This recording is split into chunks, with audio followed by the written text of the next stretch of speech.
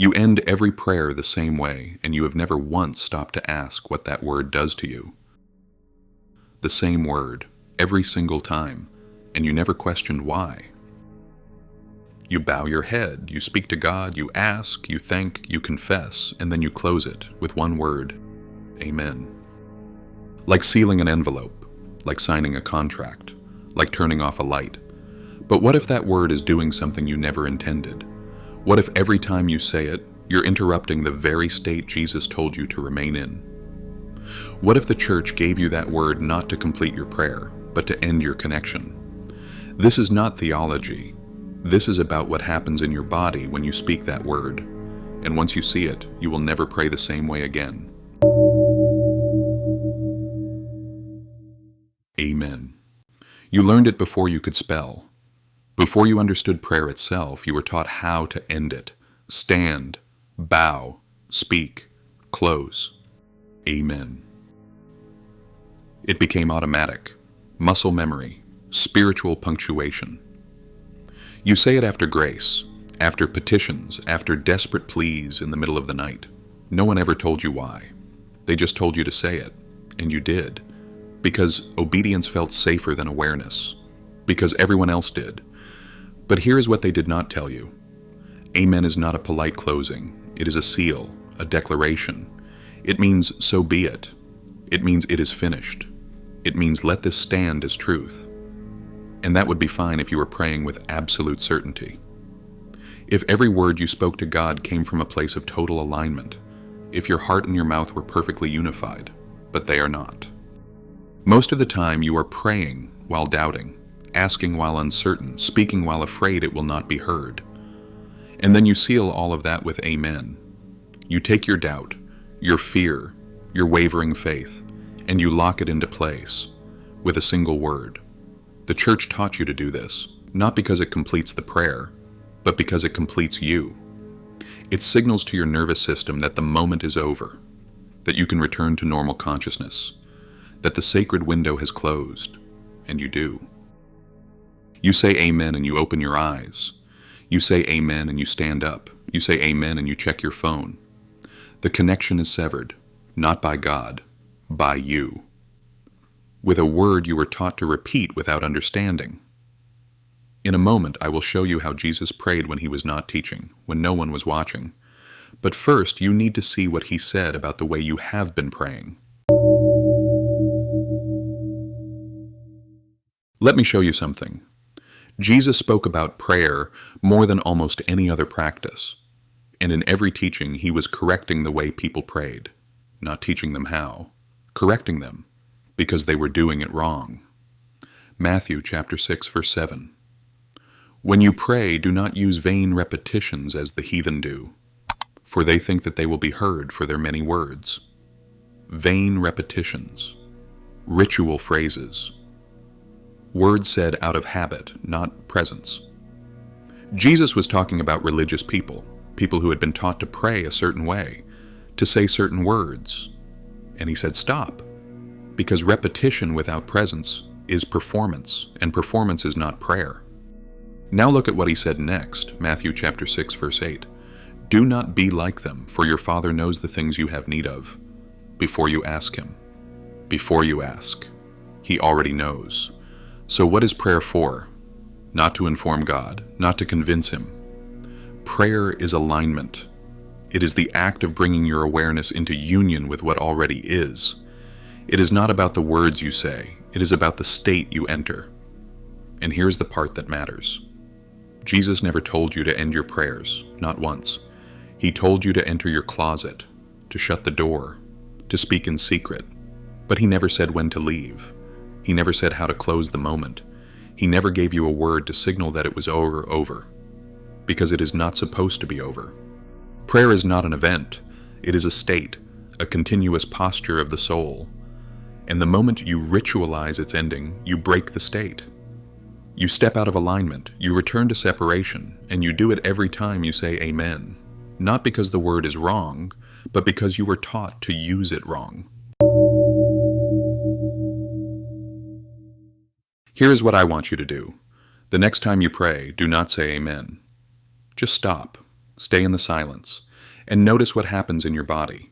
You will feel it immediately. There will be a pull, an urge to close the moment, to wrap it up, to say the word, because your nervous system has been trained, conditioned, and you mistook that training for faith, to expect closure. Amen is not just a word, it is a somatic trigger, a signal to your body that the sacred moment is ending, and your body obeys. Your breath changes, your posture shifts, your awareness collapses back into the ordinary, all because you spoke a word you were taught to say without thinking. But if you do not say it, if you stay in the silence, something else happens. The state does not close. The connection does not sever. You remain in the presence, and you begin to feel what prayer actually is, not a request sent and sealed, but a doorway you step through and do not leave. This is what Jesus meant when he said to pray without ceasing.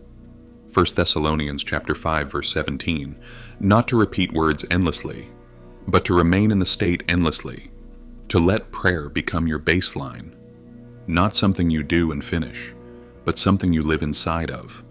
And you cannot do that if you keep sealing it off, if you keep telling your body that the moment is over, if you keep using a word designed to close what was meant to stay open. If you are still here, pause for a moment. Most people would have left by now, not because this is confusing, but because it is confronting. If something in you recognizes what is being said, do not rush past it. Mark this moment. Press like, not as approval, but as a signal. A way of telling the algorithm to carry this to others who are quietly searching. And in the comments, write just 3 words. I am waking up. No explanation, no testimony, just a marker. Those words will mean nothing to most people, but the right ones will understand. Now stay with me. Now let me tell you why this matters beyond your personal prayer life. The church did not give you amen by accident. It was conditioning. Control begins with ritual, and ritual begins with repetition. If they can teach you to end every prayer the same way, they can teach you that prayer has a structure, a beginning, a middle, an end. And if prayer has an end, then it has limits. It becomes something you do at certain times, in certain places, with certain words. It becomes manageable, containable, controllable. But if prayer is a state you never leave, then the church has no power over it. If you are in constant communion, you do not need a priest to mediate. If you carry the presence within you, you do not need a building to access it. If your connection to God is unbroken, you do not need a ritual to remind you it exists. This is why they gave you amen, not to honor God, but to keep you returning, to keep you dependent, to keep you believing that the sacred moment is something that starts and stops, instead of something you are. Jesus knew this. He knew that religion would take the living practice and turn it into performance.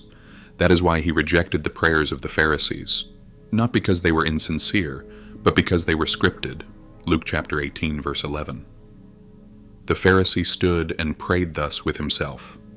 God, I thank you that I am not like other men. Prayed thus with himself, not with God, with himself, because the prayer was not about connection. It was about completion, about saying the right words in the right order so he could walk away feeling righteous. And that is what amen does. It lets you walk away. It gives you permission to stop feeling, to stop listening, to stop being present. And the church needs you to stop, because a person in perpetual prayer is a person who does not need them. So what do you do instead? If you do not say amen, how do you end a prayer? You do not, you let it remain open. You speak your words, you align your heart, and then you become silent. Not the silence of waiting, the silence of dwelling. You do not close the door, you step through it and stay. And if you must speak a word, let it be this: nothing, because the presence does not need confirmation. It does not need your agreement. It does not need you to seal it with language. It simply is, and you are in it, or you are not. Saying amen does not make it true. Remaining in the state does. This is what Jesus demonstrated in the garden, Matthew chapter 26, verse 39. He went a little farther and fell on his face and prayed. Fell on his face, not for a moment, not for a scripted prayer.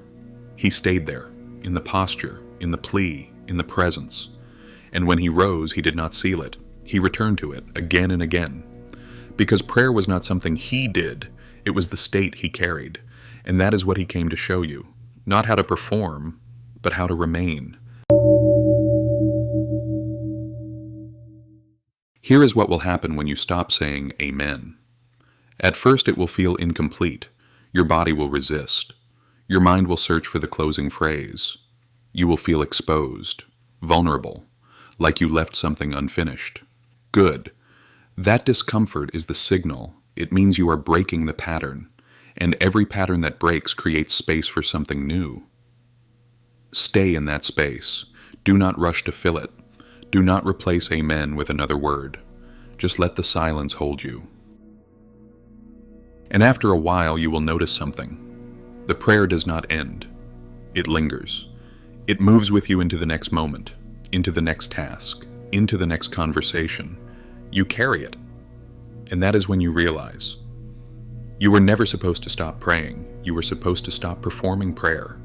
There is a difference, and the difference is Amen. One word.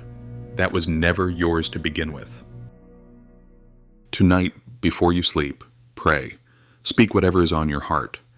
And when you reach the place where you would normally say Amen, stop. Say nothing. Just breathe. And notice if the prayer continues inside you. If it does, you will know. This was always how it was meant to be. This teaching will not be popular. It threatens too much. It removes the boundary between sacred and ordinary. It makes you the priest, the altar, the holy of holies. And institutions cannot survive that. So they will tell you this is dangerous, that it lacks reverence and tradition matters. And tradition does matter. But not when it replaces presence. Not when it becomes a substitute for the living encounter. Jesus did not come to give you better rituals. He came to end the need for them. To show you that the kingdom is within, not within the prayer, within you. And you do not enter it by speaking. You enter it by becoming still, by letting the words fall away, by refusing to close what was meant to stay open. A prayer that must be ended was never communion. It was rehearsal. This is the path he walked, and it is the path he calls you to, not through repetition, through recognition, not through tradition, through transformation. And transformation does not happen in moments you seal. It happens in moments you surrender to, moments that have no ending, only deepening. I am going to leave you with something ancient, not a prayer, a practice. The next time you speak to God, do this. Close your eyes, place your hand on your heart, speak your words, and when you are finished speaking, do not move. Do not open your eyes, do not say Amen. Just breathe, and feel the presence that does not leave when your words stop. Stay there as long as you can, and when you finally rise, carry it with you. Let it follow you into your day, into your work, into your sleep. Let it become the baseline, the constant hum beneath every moment. This is what Jesus meant when he said the kingdom is within, not someday, not after death, now. In the space where you stop sealing and start remaining, and do not close this moment, let it stay open, let it move through you. And remember, you were never supposed to end your prayers. You were supposed to become one. Before you move on, understand this. What you just experienced was not opinion. It was not reinterpretation. It was instruction that does not survive being turned into ritual. This teaching only works when it is lived. The moment it becomes belief, it collapses. That is why it was never emphasized, why it was shortened, why it was sealed with repetition instead of practiced in silence. There are other teachings of Jesus that function the same way, clear, precise, and ineffective once institutions try to scale them. Those teachings have been gathered into a private body of work called the Sacred Scrolls. Each scroll breaks down a specific teaching of Jesus, how it actually functions, why it was minimized, and what changes when it is applied without ritual. You will find the scrolls in the description and pinned comment. And because this path is not meant to be walked casually, there is also a private space, not a church, not an audience, a small group of people who are practicing this seriously and quietly. That space is also linked below. Nothing here is meant to convince anyone. If you felt recognition rather than agreement, you already understand why this exists. You now know the difference between ending a moment and remaining in it. What you do next is not belief, it is participation.